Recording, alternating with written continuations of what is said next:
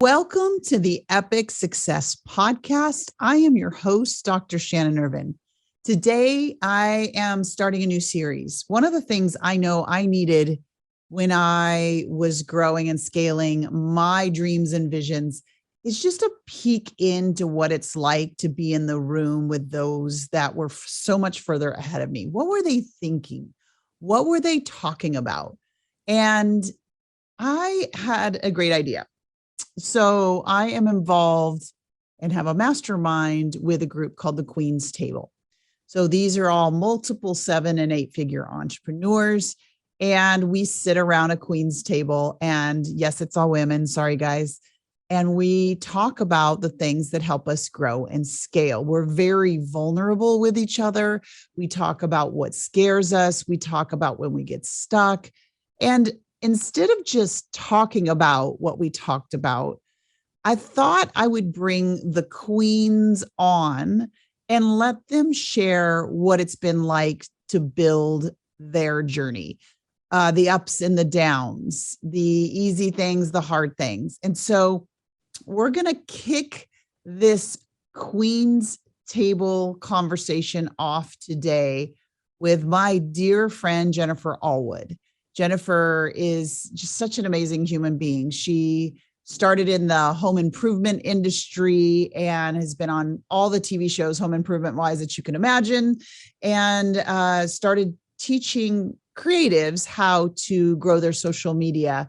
She's been on the podcast before talking tactics and strategies, but today she's going to be talking all about her journey to building her empire.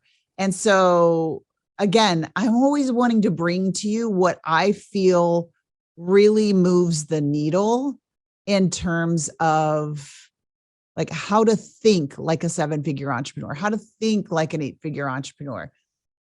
One of the mistakes or misnomers that I had, and I bet some of you have, is that like once you get to that level, 6, 7, or 8 figures, whatever that next tier is for you, we believe that there's just smooth sailing, that there's no problems, that we know how to figure everything out. And that's just not the case. And I think you'll leave this Queen's Table series all encouraged, inspired, knowing you're not much different, and hearing the difference. Here's what I want you to listen through the lens of. Listen through the lens of the thought process when we get stuck and struggle. And of course, I'm going to be sharing my own story on a solo podcast. Today is all about my queen, Jennifer Allwood. So I'm going to welcome her in. Jennifer, I'm so excited to have you back on the podcast. Welcome back. Thank you, Shannon. I'm excited to be here. I always love getting an opportunity to chat with you. So thank you. Gosh. I just adore this woman. All right. So I was telling them ahead of time, one of the things that I wished I had been able to do when I was growing and scaling, and that was like just be a fly on the wall in rooms that were further along in the journey than I was at the time, right? And I shared a little bit about our Queen's Table and what we're doing there. And I'm bringing the queens on to kind of talk about your journey to building your empire. I just love how you say that, by the way. I'm bringing the queens on. I'm bringing the and I want to like on. snap. I'm like, that's right. That's right. I'm a queen. But it's good. And you know, it's funny. Somebody tell my kids. Mom's a queen. Somebody tell my 14-year-old. Oh my gosh. With the eye rolls. But and guys, I know when you're listening, I understand.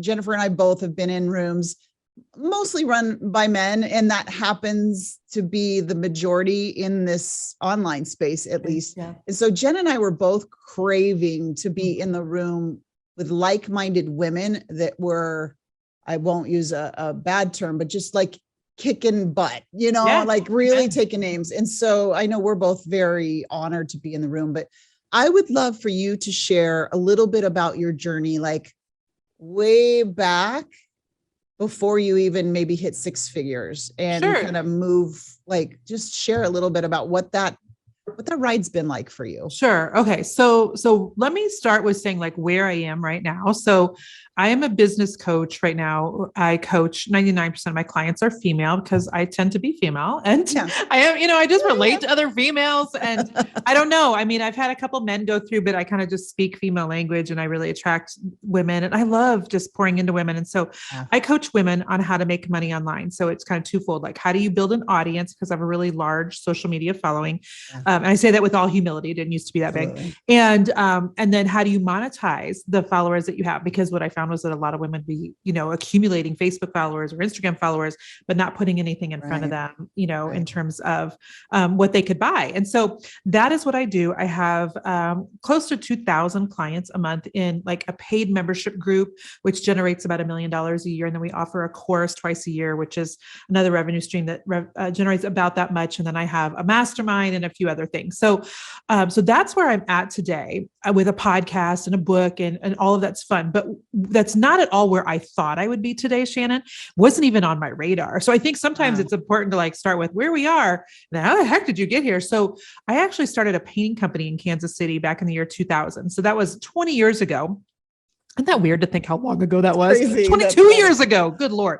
So that was 22 years ago. And I started it because I hated the day job that I was in, and I wanted to have a little creative thing on the side. And then I got laid off from the day job. And I was like, well, gosh, I really don't want to go back to like pantyhose and a pager. I wonder what would happen if I tried to do this painting thing, like a full-time gig. We didn't have children. We had a lot less responsibility. And so it felt like an opportune time to do that. So I started this painting company, and it started out getting a lot of momentum in Kansas City where we live really quickly. Like, we got a great builder and, some TV press and some newspaper press back when the newspaper was a thing. And then got pregnant with our oldest son, Noah. And then I was like, I will do anything to be able to stay home and not have to go back to a day job. So I ended up hiring other women to come and work in the painting company for me. And I stayed home and did what I didn't even know was marketing, Shannon. I mean, sometimes I think that accidental marketing, I love it. It is. I think sometimes people have this plan and they work the plan and the plan works. That wasn't my story. My story was, how can I just not have to go back to that day job? Okay, now how can I just make sure that I stay home? Because we really felt like I was called to be at home full time with our children until they were in school. And then I just kept popping out kids like rabbits. So I'm like, I'm going to be here forever. So, I had this like creativity in this business that was doing well. And I just kept trying to think, well, how can I still make it work? And I do think that that's one of the ways that I've got to where I am today. How can I actually make this work? Instead of just being like, well, I guess I'll just stay home and we won't make any money, while I'm home for 10 years. I just tried to figure out a way to take what I was already doing and just shift it and pivot it so that we could still make money from it and still keep the ball rolling. So I had all these women that worked for me, and that worked really well up until about the year 2016 or so. And I realized I was tired of lugging ladders. I was tired of managing a team of 8 women. I was tired of driving to job sites. All of our 3 kids at the time, we've adopted a 4th since then, but all of our 3 kids at the time, they were all in school, and it felt like I could really finally focus on my job. And what I figured out, Shannon, is that I was actually just really good at marketing. I wasn't that great of a painter. I wasn't that great of a business owner. I was really good at marketing. I was really good at getting on social media and talking about what we could do for people, which I didn't even realize was marketing. But people kept coming to me and kept saying, okay, how do you have so many followers on Facebook? How'd you get verified? How do you have 300,000 people? What are you doing on Pinterest with your business? And will you teach me? And I think sometimes God leaves like these breadcrumbs to like kind of lead you to where you're eventually going to end up. And if you had told me then in 2017 that I would be coaching today, I would have been like, you're out of your mind. So I didn't start thinking, you know what I'm going to do? I'm going to coach people. I just thought to myself, okay, what would happen if instead of me like giving all these people all this information that's taken me 17 years to figure out for free, like what if I just started doing a webinar, or what if I put them in a paid group, or what if I launched this little 4-week course and just like would see what happened. And so that's really what started back in 2017. I just started throwing spaghetti at a wall to see what would freaking stick, because I knew I was like, my heart was no longer in the painting company. My heart was really in the still making money. And I wanted to make a lot of money for my family. And I've never felt guilty about that. I know that money is just a tool that can provide so much influence and opportunity in the world and our our community and our church and our family. And so I knew I wanted to make a lot of money. I knew I had capped myself at the painting company, and I was trying to figure out, how do I shift? So I shifted into the coaching space without even knowing what the heck I was doing. And I didn't even call myself a coach. I was just like, you know what? I'll just teach you how to get verified on Facebook. I'll just teach you how to, do things on Instagram. And, now here we are several years later, and we're doing multi-seven figures a year in coaching. And I teach people basically how to kind of do what I did, or how they can make money online in their own way, so that they too can just sit at home if they want and make money from home. And by the way, it's still work. For anybody that thinks that it's not work to be online and make money, you're being fed a lie. So it's still work. So true. Yes. But I'm constantly trying to figure out ways to optimize my business, for lack of a better word, so that I can work smarter and not harder, so that I can work less and make more. We've got 4 kids, one in college, one in high school, one in middle school, one in elementary school. And they are, my husband and my top priority other than our faith. And so how can I free up as much work time as possible to actually make time for the things that we say are important? So that's always what I'm trying to do now. And that's how I got to, I guess, where we are today.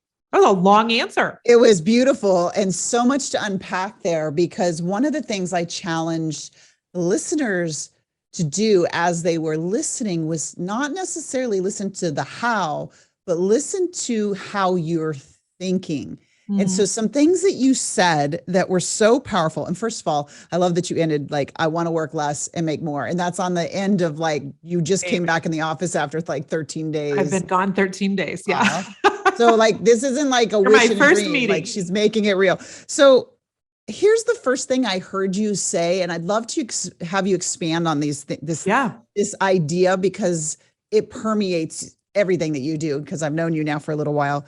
It's the idea of, when presented with the black and white situation, you wanted to be at home, you didn't want to be in that 9 to 5. Yeah. The question wasn't either or. You said, how do I make it happen? Vision, this thing I've got in my head. How do I make that happen? So you weren't, one of the things I see a lot of people struggling with, especially when they get like over indoctrinated with all the guruisms out there, is, I must do it this way because the guru said it. I must do it this way because the guru said. If that had happened to you, you probably wouldn't be where you are today. Well, and I think that I have, when a lot of the world wants to zig, I like to zag. Yeah. So when I see the industry go a lot of ways, I like to go in an opposite, which I didn't even realize was a cool thing. But, when hustle culture was so prevalent and people were hustle your face off, you've got to work 60 hours a week. I was like, no, I don't want to do that. Like, how can I figure out how to make the kind of money they're making, but not do it that way? Right. And so I think that I have always been wired, Shannon, to just not really take, it's not possible for an answer. And it's only in the last couple of years that I realized this is not necessarily commonplace. It's only most people, they see an objection or a challenge, and they'll instantly go, well, that can't work. That just can't. And I am constantly looking for, well, how could we make it work? What could we do? What could we shift? And so even back when I had my painting company, and again, I didn't even realize what I was doing. I'm pregnant with my oldest son, and a lot of people would have just shut down, the company, and just been like, well, we're done. But I was like, how could I still bring in an income from this, but me not have to be up on the ladder? Well, I'll just hire somebody and see what happens. Well, what if and people would say, well, what if she does a horrible job? Well, I guess we'll cross that bridge when we get to it. Well, what if she takes all your ideas and run? Well, what if she does? I mean, I think there's so many people that look at what can go wrong, but I was constantly even then trying to figure out, but we'll never know if we don't try it. And I'm always willing to try something, I think, without fear of looking crazy or like a failure. And that's where I think a lot of people get stuck, is they may have an idea, but they're like, but I'm so scared that it's going to fail, or what if it succeeds? And, I focus a lot on fear in my coaching. As you know, my book is called Fear is Not the Boss of You. So it's a hot topic. Right?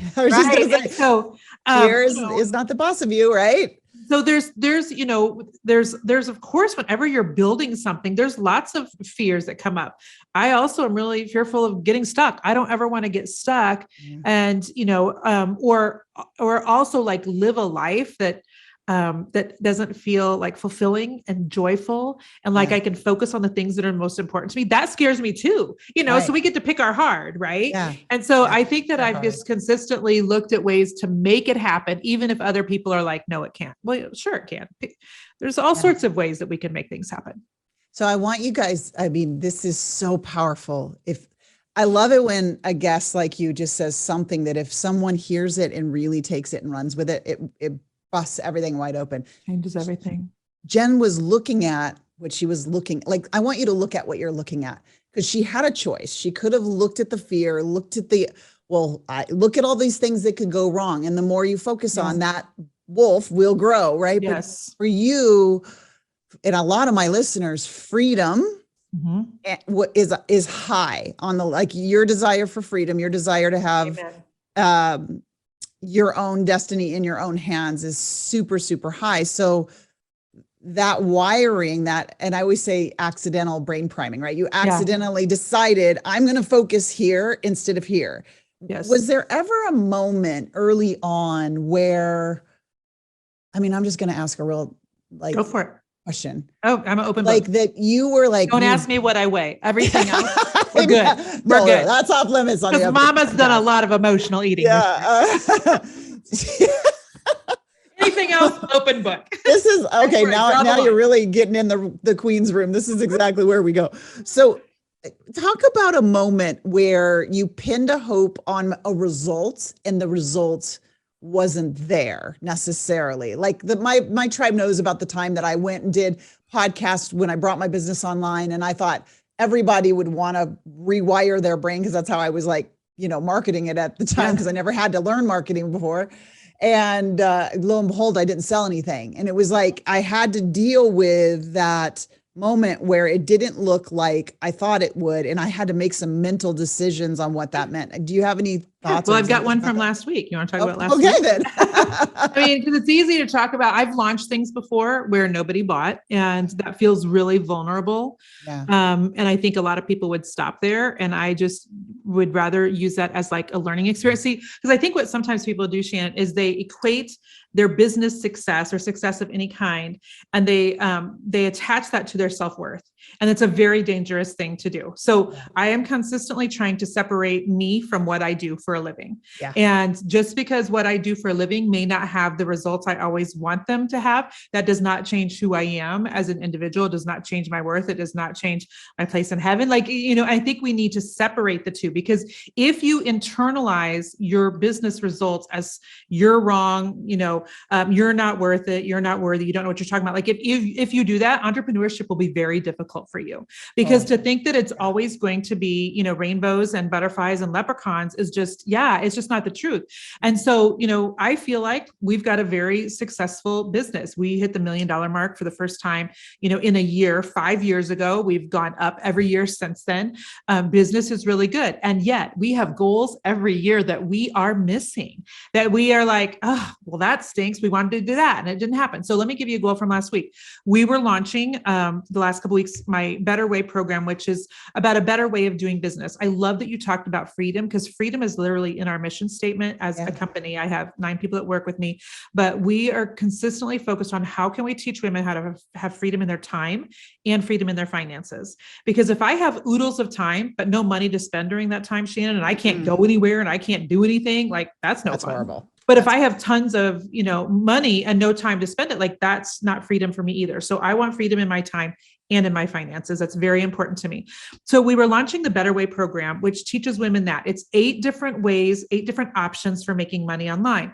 I'm huge on options too. I like women to have options. This person may do it this way. I may do it this way. That one may do it that way. You can do it whatever way you want and figure out what way works for you and the way God wired you and what you want your life to look like, and do it that way, right? So we're teaching 8 ways to make money online.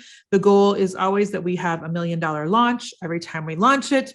We launched it last week for a higher price point than normal. I felt very vulnerable doing that. Yeah. And not only did we not hit $1 million, but we didn't hit 3/4 of that. We didn't hit 2/3. Like we hit barely a half that.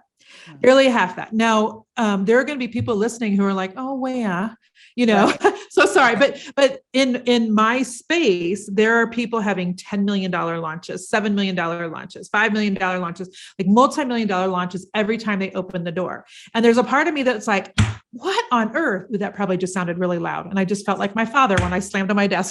But there's part of me that's like, what am I doing wrong? Like, Lord, I know you are no respecter of persons. So you've given that person a $5 million launch. Like, why can't we have a $5 million launch? In fact, why can't we just hit our goal of $1 million? And yet it didn't happen. And so even just last week, I had to be like, okay, so it didn't happen in the way we see other people doing it. They launch once a year and they have these incredible things. Well, you know what? We launch twice a year. So if you look at two $500,000 launches together, then I guess we actually did hit our goal, right? Yeah. And then we're like, but wait a second. I wonder why we're consistently not hitting the goal. Is it that we're maybe launching a product that's too far ahead of where most of my audience is? So then we start doing, and we've launched this, by the way, 7 times now, Shannon. So 7 times we've missed the $1 million mark on this launch. I'm just going to be completely honest with people. And so we actually are launching a brand new course in the next couple of weeks that is a lower price point for people that are not quite to that level yet, because based on like our research, which is just data, and data don't lie, right? Yeah, numbers so don't there's lie. no emotion with it. Most of our people they haven't even started a business yet. They just want to. And so me telling them, well, here's 8 ways you can do something. It's a little too soon. Most of them are just needing to figure out what they have for a talent that they could even monetize. So I'm saying that all to say, we miss goals in the company all the time. There's some that we hit and we're like, yes. And there's others that we don't. We're like, okay, let's go back to the drawing board. And, we can either adjust the goal or adjust the time frame, or we can figure out how to make it happen just in a different way than what we thought it was going to. So that's where we're at right now. And I want you to hear Jen's heart and my heart too, because there's this imaginary, well, it's kind of marketed this way, right? Mm-hmm. That we always hit our goals. Mm-hmm. And we just go from success to success to success to success. And we're like floating around and we never have any of those thoughts. We never have any of those issues. I love that there were 2 key points that I heard Jen say that I really want you to land on. And that's number 1, she felt like it didn't feel good. She wasn't going, yay, I didn't hit, like, no, like she had all the same thoughts and feelings. However, what she said at the top, so powerful. Joyce Meyer says it like your who and your do are no longer attached, right? So like you've detached. I've never heard it. That's the who and your do, right? So especially women, mm-hmm. because we spend our lives, a lot of us in a serving kind of like just how we're naturally wired to see other people's needs and to, right? So we get rewarded for that. And that feels good. And that builds these dopamine pathways in our mind.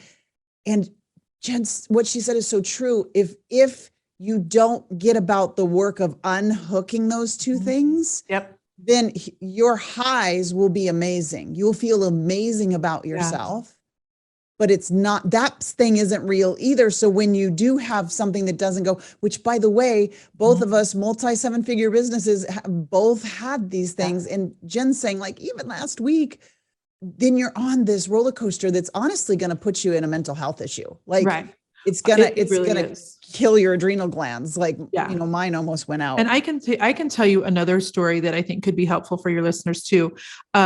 So 2 years ago this month, I was launching Fear is Not the Boss of You. We had a 12-city book tour around the United States, TVs planned, all these fun things. I've got my waist whittled down, Shannon, like I'm feeling good, right? The hair's done. Let's go. And then COVID hits. And COVID hits 3 weeks before my book launch. So we had a big conference in Kansas City where we had 400 women attending in person. Several hundred were going to be attending online, and then it was like in Kansas City, everything was down to like 25 or 50 people in a space. So essentially we had to move it all to virtual. My book, people call and they're like, the 12-city book tour, like you can't do that now because, the world just changed overnight. Right. So we had to cancel my conference. We shifted and pivoted that to virtual because it wasn't okay. We weren't just going to we're not doing it. Like, how can we still do it? So we can still do it. There's that question again. So the 12-city book tour, can't do that. Okay. What can we do? So we called on my audience and had them help launch it and things. And, but bookstores were closed for months and the book sales, even though it went to number 1 on Amazon within 6 hours. So it did well, right? For all practical purposes, but it did not hit the New York Times bestseller. It hit number 15 behind Carrie Underwood's book, on some list. And I was like, oh, so close. Oh, so close. But, it didn't hit all the things I wanted it to. And I can remember thinking, okay, I wrote that book and worked on that thing for a year. And I knew what I thought it was going to do. It was going to be so good. It was also disappointing, yada, yada, yada. And I had a mentor tell me, she said, Jennifer, when it comes to something like a book, are you more worried about how many you sell or the impact of the few you sell? And we sold, of course, a lot more than just a few, but she's like, you need to be more concerned with the depth and not the width. Like, does it go deep for some people and literally change their life? Or are you just worried about selling to the masses? And so that helped me to like shift that in my brain, because was it the result I wanted with the book? It wasn't. But when I get an email from somebody who just gave their life to Christ based on my book, I'm like, well, hallelujah. Like that stuff matters too. And so I've really had to just retrain myself, because if I just look at the results, sometimes I can be like, man, and I know other people would be like, oh, but you're so successful. But what happens is if I'm looking at my success compared to this girl online and that guy online and this girl and that girl and that girl, I can end up feeling like wah, wah, wah.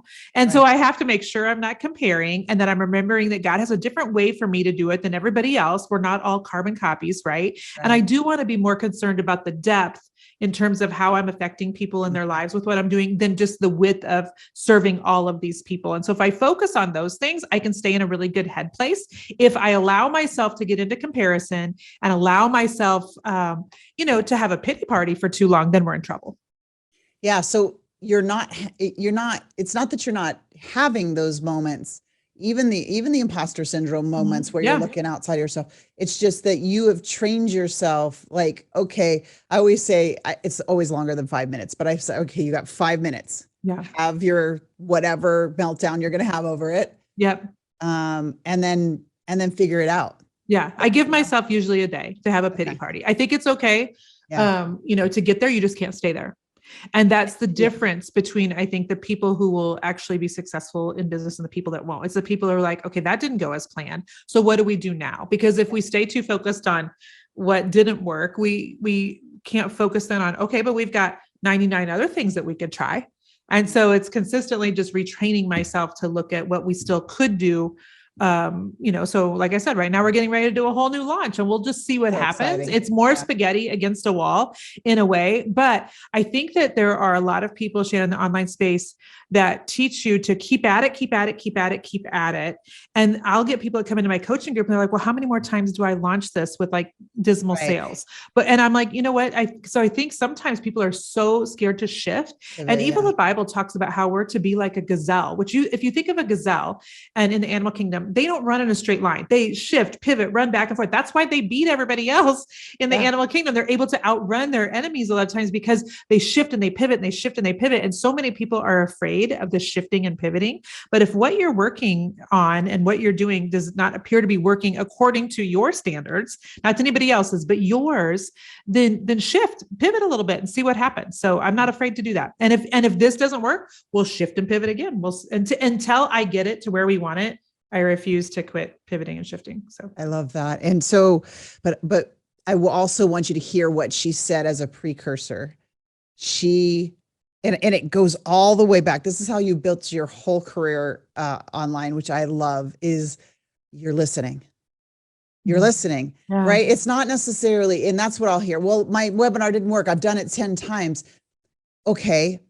Are you listening? Like, because people don't buy what you think they need. They buy what they already believe they need. And remember, Jen had people coming to her saying, how do you get blue check verified? How do you have so many social media followers? And you notice Jen didn't go in and say, okay, now I'm going to sell you, I don't know, how to build your course. That's not what they asked for, right? At the beginning. So you really met them right where they were, right? Yes. Well, and I think it's so important that we meet them where they're at and that we're not so far ahead of them.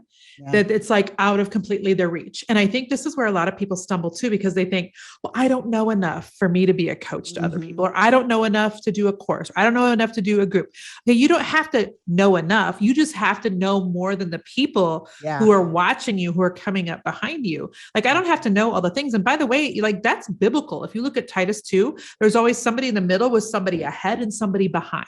Right. And so I think that we think we've got to be the one that's always in the lead and know all the things if we're going to teach other people. And that's just not the case. You just need to be a couple steps ahead of people. One of the things that I've actually said is, if I was already at the like 10 million a year point, I don't know that if I would be quite as relatable to the people that I'm coaching.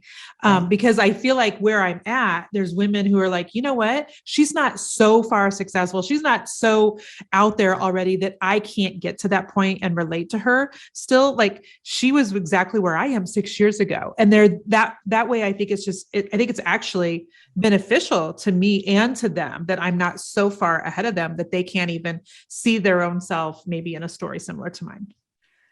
And Jen wouldn't tell you this naturally, but one of the reasons why that's the case and why her tribe just is in love with her is because she shares her whole journey, not just the curated parts of her journey. Right. She shares the whole journey. And that's why they feel that connection. I know I almost bought into this, and it's embarrassing to even admit, right? But in the beginning, there's the people who were the first in the market to that place, and they're kind of like the elevated guru. Oh, right? I call them the first tier. The first tier. Yeah. Or the blue ocean, right? They're like, people will buy, even though they're a trillion times ahead of them, just because they were the first to do whatever. They were. And then they taught the second tier. Yeah. Right. And we compare ourselves. And so I remember thinking I had to only show the expertise side until one day I felt like I was living like a shadow.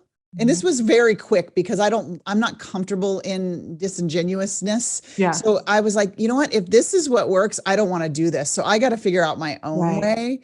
And that's when things started kicking in, like me sharing my embarrassing moments, or this is where I stumbled. Or by the way, my webinar didn't sell the first 5 times I did it. Yes.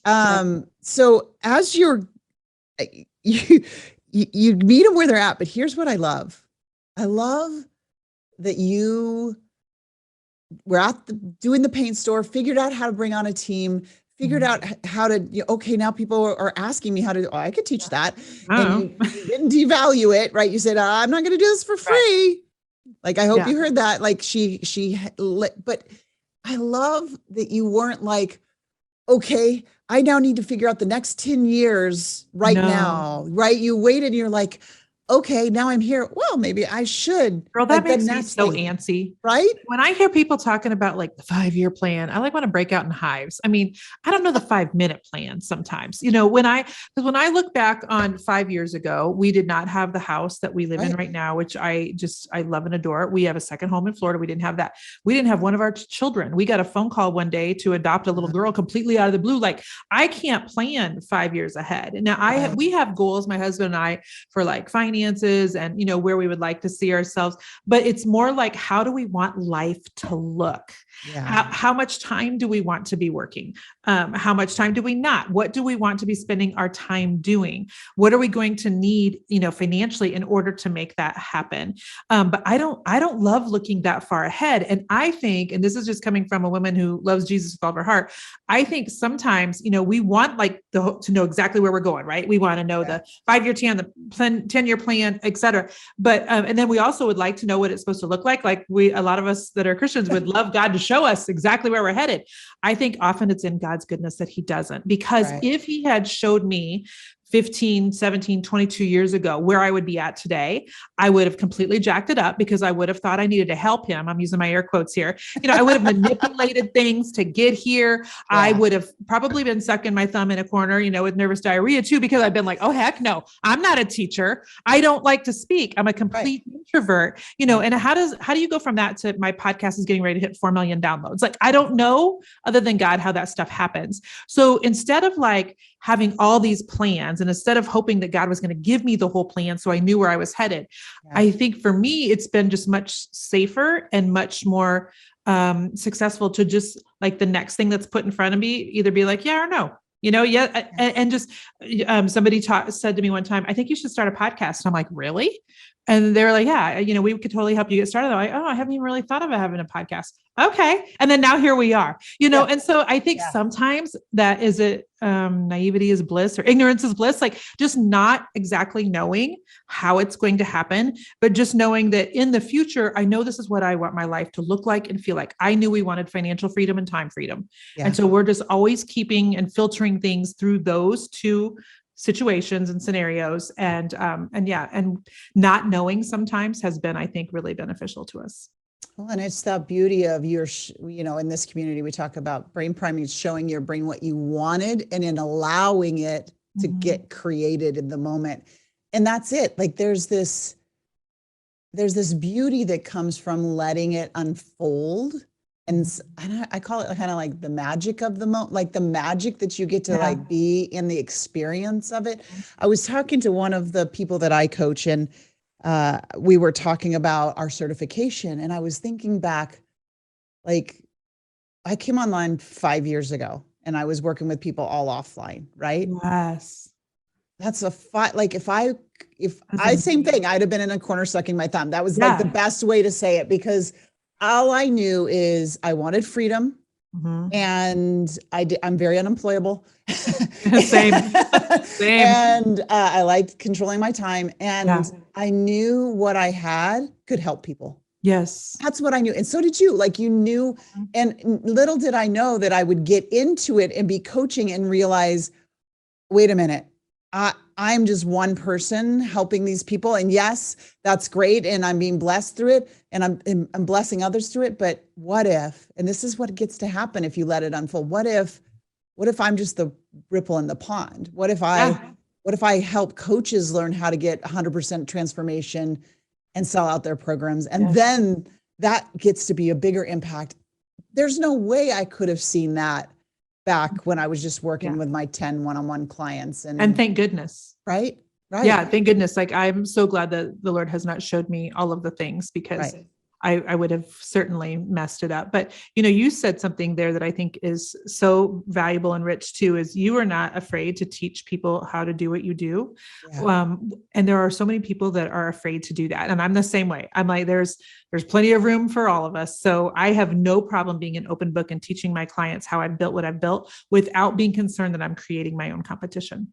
Yeah. And people get stuck there. And it's fascinating to me. Oh, because I do teach a lot of creative people, as you know, people that are, artists, creative brains, bloggers, have to do with style and design or what have you. I just tend to attract those people since that's the niche that I came out of. But there will be people who they have figured out how to do something that nobody else knows how to do. And I'm like, let's turn it into a course. Let's turn it into a paid group. And they start freaking out. Well, then all these other people are going to know how to do it. And I'm like, exactly. And that's where you're like, secret sauce is at. Like now you're elevating yourself to the leader in one of those niches and industries. And you can tell that they freak out. And as the brain expert, you would know, I don't know if it's, if they're scared of creating their own competition or just scared that then they're going to be seen as a teacher and have to perform as a teacher. I don't know what it is, but I love that you coach coaches. And I coach a lot of people who become coaches too, without fear of, am I going to be essentially raising up my own competitors? I have a couple people that I've coached that are now have exceeded me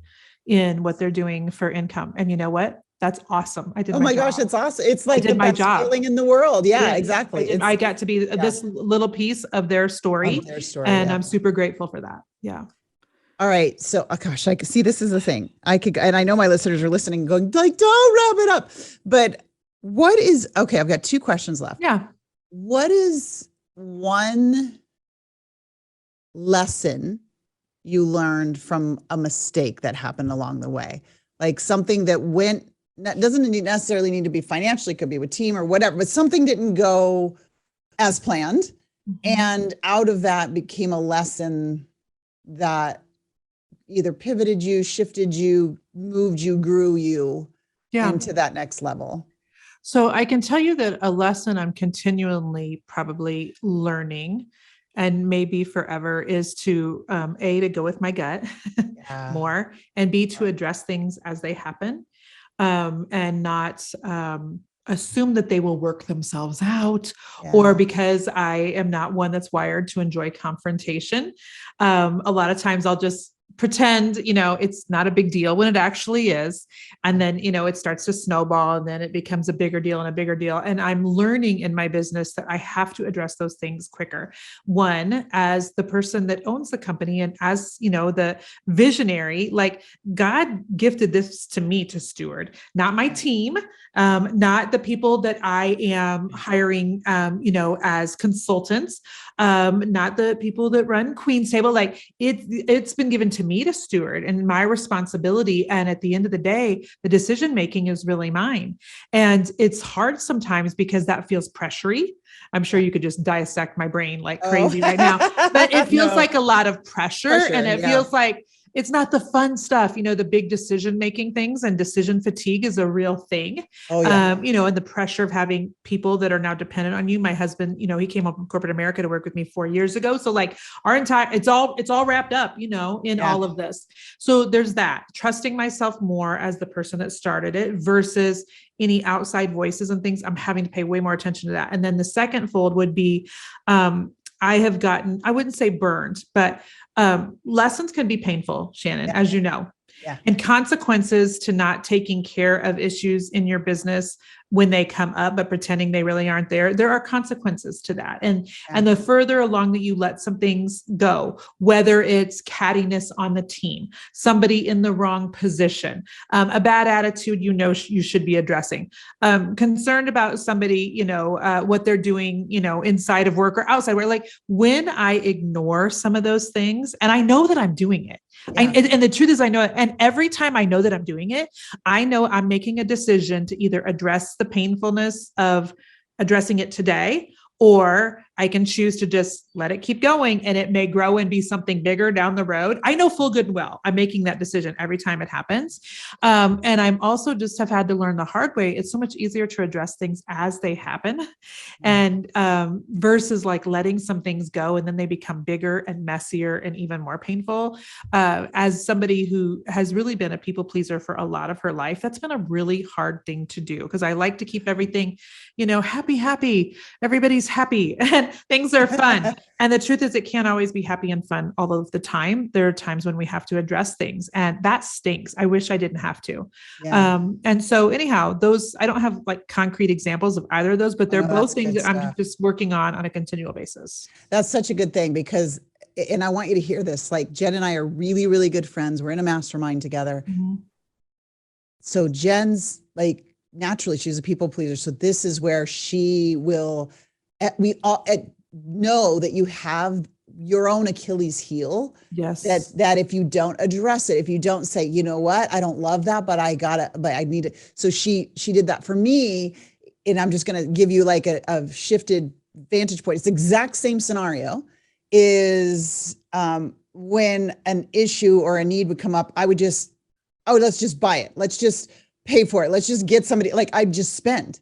Right. So I had this beautiful bucket that was being filled up and making all this difference in the world. And then I was poking holes in the bottom of the bucket because it was easier to think that somebody else could come in and fix it. Than me slowing down long enough and being uncomfortable. Slowing down is uncomfortable for me. So slowing down long enough, that makes me feel like, oh, I'm not in my zone of genius. I'm not out there doing that thing. But at the end of the day, all those holes were in the bucket. So I'm working harder to fill the bucket. Like filling a bathtub. Right? With a drain up. And then going through that phase of like, okay, I'll just put bubble gum in the holes. Well, bubble gum gets hard and it eventually comes off. So I worked with a lady named Youre Meyer, who's a friend of mine now as a consultant for a couple of years. And she had a great saying that sometimes you've got to slow down to speed up. Slow down. And I don't know that she necessarily coined that, but she's the first person that I may have heard it before, but that was the first time I actually heard it. You know what I mean? And she was like, let's slow this down and get things into place in your business, the right people in the right seats, the right procedures, the right way of doing things, the way that you want things organized, so that then we can speed up and it will be cleaner and, and more successful. And so that is hard, especially if you're like a go personality, which both you and I are. Slowing down, painful, painful. Not so much. And there's a show. Okay. I'm going to ask you your last question. But there's a show. Have you watched Business Boot Camp yet with the guy? No, who but I thought you were started- going to ask me like my favorite Netflix series. I was going to be like The We Last were in the Kingdom, same Uhtred, wavelength. son of Uhtred. Come on. Dude, you got to watch Business Boot Camp. It's by the guy who started Spartan races. Business Boot Camp. Okay. And I'm like, talk about feeling like you're sitting there being exposed and the guy doesn't even know you. I'm like, stop saying that. Stop saying that. Okay. Business Boot Camp. I wrote Business it down. Boot Camp, I'm on on it. CBS. All right. So here's my last question for you. Yes.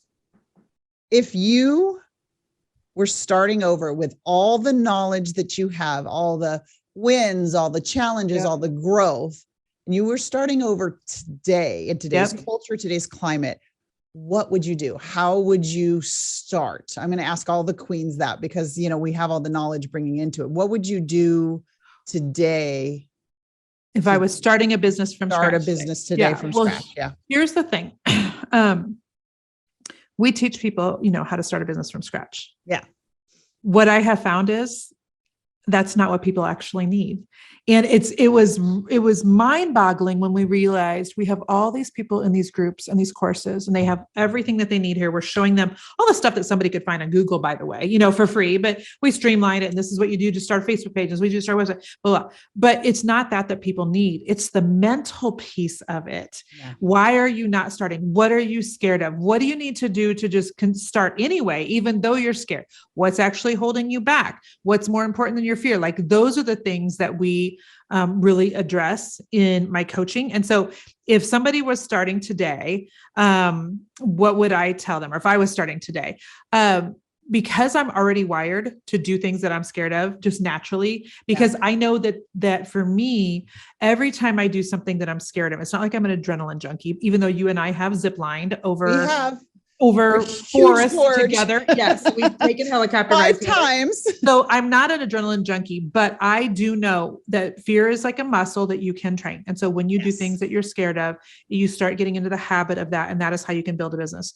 But if I were starting again, me personally from scratch, the strategy is not what I think is so important. Right. Where I got stuck a lot, Shannon, is worrying about what other people thought of what I was doing and the way that I was doing it. And in a lot of ways, I was an industry disruptor when I owned that painting company. Nobody was teaching people how to paint online. It was before Chip and Joanna and the whole, HGTV thing was really popular. But then I ended up like speaking, at events with Chip and Joanna and being at their events and things. So that was really cool. But because I was doing something different in my industry that people hadn't seen before, it made me a target. People were upset. They vented about it on the internet. I, spiraled. I was always concerned about what this person would think of me and that person would think of me. And was I doing it like other people in the industry? And so it took me a while to really get my footing, to realize, if Jason and I, if my husband and I are going to end up, where we want, which is freedom in our time and freedom in our finances, the ability to travel when we want, to have multiple homes, be able to be with our 4 kids when we want to, like, if that is the goal, I cannot let the opinions of people that usually I don't care about anyway, derail me from that. And not in like an arrogant way, but just realizing that the fear of man is a snare. That's what the Bible says.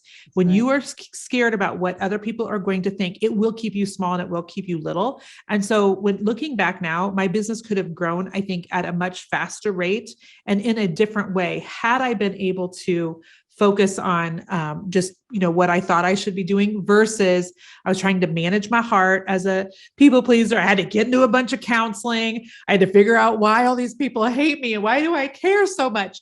And, I felt like I'm such a nice person and all I'm doing is teach people how to paint on videos online.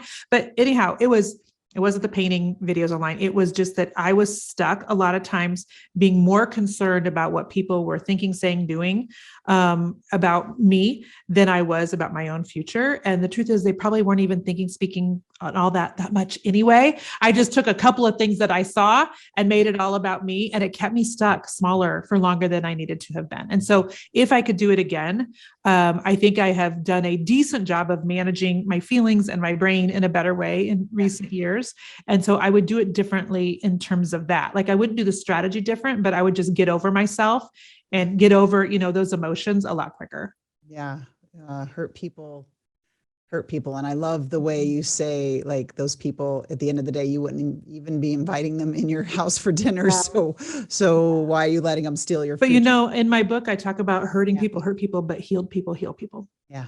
That's And great. so I'm hoping that, some of the women in my groups are getting healed, just from being able to see things in a different way, and really coaching a lot on mindset, in addition to strategy, because that's, I think, where most people get stuck. Yeah, So. I love it. I love it. Jen, thanks for being an open book for our Yes, listeners. thanks for having me. This has been an incredible conversation. How can, of course, we'll put everything in the show notes, but how can everybody, if they didn't already know of your amazingness, how could they Oh, come thank you. and You're follow so you sweet. and Yeah. with your podcast, all that? Well, good yeah, stuff? if they're listening to your podcast, they're podcast listeners. You can go find the Jennifer Allwood Show. You can just Google Jennifer Allwood online. You'll find my Facebook, Instagram, all of the things. It's all under Jennifer Allwood. So. And grab her book. If you even look back, there's a link in our prior interview about the book. So you don't even have to search for it. Just go down, just look here and you'll find it and get it. It's such a powerful book. And Jen, adore you. And I'll see Love you you. at the table. Thank you so much, Shannon. We'll see you soon. Bye. Bless you. Bye-bye.